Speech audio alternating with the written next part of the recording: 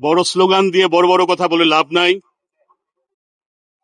আমার মনে হয় আমাদের সকলেরই নিজের দিকে তাকানো উচিত।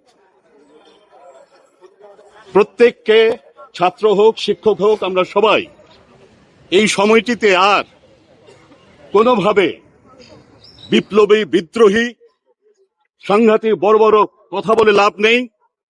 আমাদের উচিত, আমি সহ এই বিভাগে আমি যোগদান করি 95-এ পার্ট টাইম টিচার হিসাবে। 95,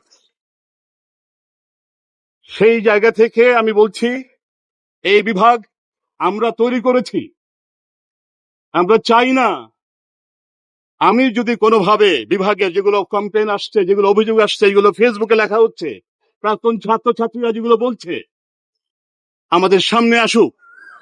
আমরা এখনো এখানে আছি, প্রতিদিন থাকবো, এবং আমরা চাই যে বিষয়টি বলা হচ্ছে এটা সুষ্ঠু তদন্ত হোক।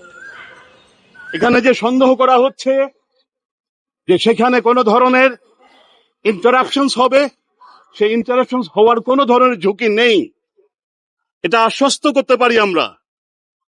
আরেকটি পয়েন্ট, যে পয়েন্টে বলা হচ্ছে যে আমরা যে শোষণ, দীর্ঘদিনের শোষণ এবং নিপীড়ন, এই শোষণ নিপীড়নের যদি কোনো ধরনের থাকে, আমরা সে জায়গাও নিজের দিকে তাকাতে চাই।